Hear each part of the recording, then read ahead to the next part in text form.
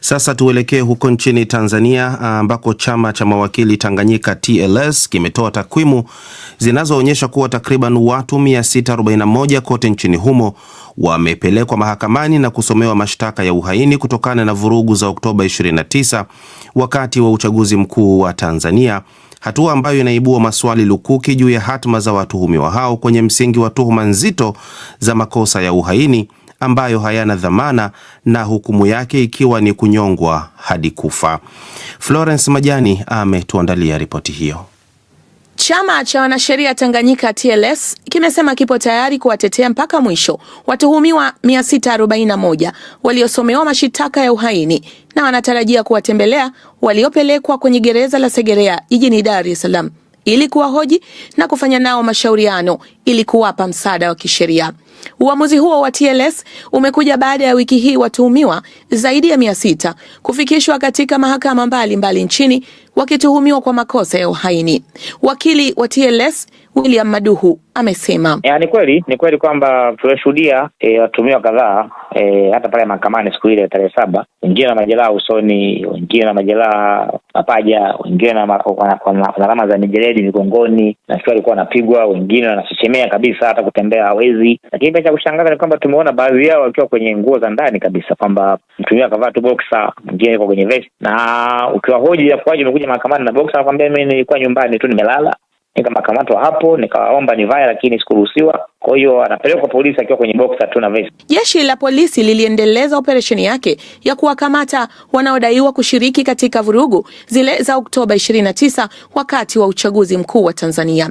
Hivyo TLS imejitoa kuwasaidia watuhumiwa hao kwa kuhakikisha wanapimwa afya zao na ripoti za kimatibabu za afya zao zinawasilishwa mahakamani, huku wakisisitiza kuwa iwapo serikali ina ushahidi basi TLS itawasimamia, na kama hakuna ushahidi wa kutosha wa makosa ya uhaini dhidi yao basi imeitaka serikali kuwaachia mara moja.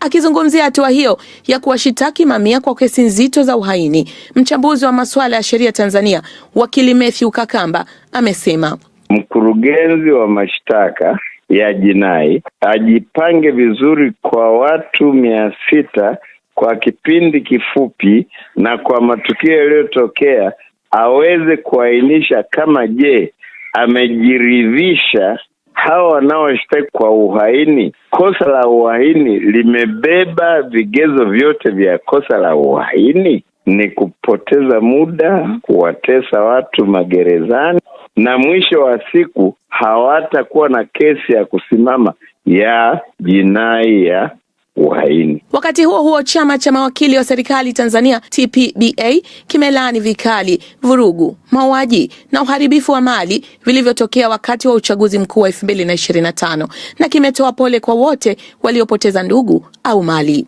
Katika taarifa iliyotolewa na chama hicho leo, TPBA imetangaza kuunga mkono agizo la Rais Samia Suluhu Hassan la kufanya uchunguzi wa kina na kuwawajibisha wahusika wote kwa mujibu wa sheria. Chama chetu kimetoa mawakili nchi nzima kwa watu wote ambao wamekamatwa, ambao wanaendelea na cases mahara pote kwenye kesi hizi za uongo, za kutunga, za uhaini.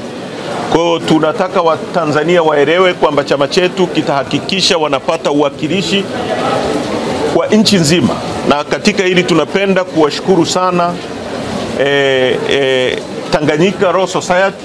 Wamefanya kazi ambayo kwa kweli inapaswa kufanywa na Law Society ya nchi nyingine yoyote. Kazi yao ni kutetea watu, na nataka nimshukuru kipekee rais wa chama cha mawakili wa Tanzania na mawakili wote wanaojitolea kuwapigania wa Tanzania nchi nzima. Legal and Human Rights Center wamefanya kazi kubwa, tuna appreciate, tunatambua. Kwa hiyo ni uwakilishi ambao utafanywa pamoja. Tanganyika Law Society wanatoa watu, Legal and Human Rights Center wanatoa, na sisi Chadema kwa nchi nzima mawakili wetu watakuwepo kutetea Watanzania wengine wote ambao wanabambikiwa kesi. Kwa hiyo mkurugenzi wetu wa sheria na mwanasheria mkuu wetu wa chama wataeleza into details namna ya kushughulikia hayo mambo. UN wamezungumza kuhusu uchunguzi wa mambo mabaya, atrocities yaliyotokea Tanzania. Sharperville Massacre waliuawa watu 164 kule Afrika Kusini. Hapo wameuawa watu wengi zaidi. UN wamezungumza na wametaka uchunguzi ufanyike. Tunatambua na tunalikaribisha hilo. Na tunawaomba uchunguzi usifanywe na vyombo vya dola vya Tanzania ambavyo vinatuhumiwa kufanya matukio haya. Tunataka uchunguzi independent wa kimataifa kama uliofanyika mwaka 2007 kule Kenya. Na nataka niseme hili, maisha ya mtu kwetu sisi watu wa Chadema ni kitu kikubwa kuliko jambo lolote katika dunia hii. Kwa hiyo hili jambo la watu wetu waliouawa, Watanzania waliouawa, hata nani ajidanganye, halitafichwa chini ya uvungu, haitakubalika. Hata mawe yatazungumza. Kwa hiyo tunataka vyombo vya kimataifa vifanye uchunguzi wa nini kilichotokea, watu wangapi wameuawa, watu wangapi wamepotea mpaka sasa. Wapi ndugu zao hawapo, wako wapi? Kwa nini wengine hawajaruhusiwa kuchukua mili ya ndugu zao wakazike? Kwa nini wanazuiliwa? Nini kinachofichwa? Haya mambo yote tunataka yawe wazi. Kwa wale ambao hawajui historia ya Tanganyika na Tanzania, sisi historia yetu ni watu ambao tumepinga dhuluma dhidi ya binadamu.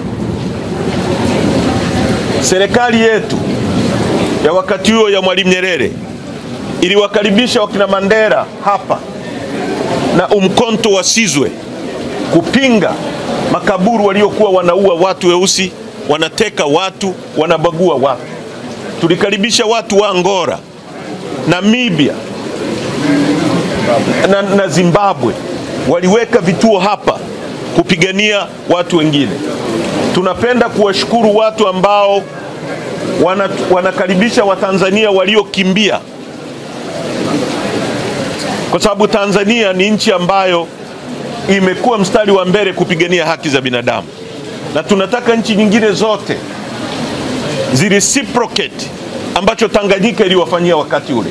Afrika Kusini walireciprocate kwa sababu serikali iliyokuwa inapingwa wakati ule ilikuwa serikali, lakini ilikuwa serikali ya minority ya makaburu. Ni serikali kama hii ambayo haijawekwa madarakani na wananchi. Kwa hiyo tunapoipinga na inaua watu, inateka watu, inapoteza watu wa Afrika Kusini na wengine wote majirani zetu ambao Tanganyika ilihusika, Watanzania waliwapa hifadhi hapa, wawahifadhi wa Tanzania na watoe sauti kwa kutumia vyombo vyao vya habari, sababu tunajua hali ya vyombo vya habari vya Tanganyika vya Tanzania kwa sasa. Walireciprocate hicho, na tunawashukuru ambao wanafanya hivyo. La mwisho kabisa, kama nilivyosema jana, tunaanza vikao vya kamati vya secretariat immediately na vikao vya kamati kuu ya chama immediately. Tutatangaza siku, tutajadili na tutaeleza kilichojiri na hatua tutakazochukua kama chama. Hakuna kurudi nyuma mpaka nchi itakapopata ukombozi kutoka kwenye minyororo ya watu wanaotaka kutufanya koloni lao. Nchi hii ilipata uhuru mwaka 61. Hatutakubali kuwa koloni la CCM wala la mtu yoyote kwa jina la kiongozi. Asanteni sana kwa kunisikiliza.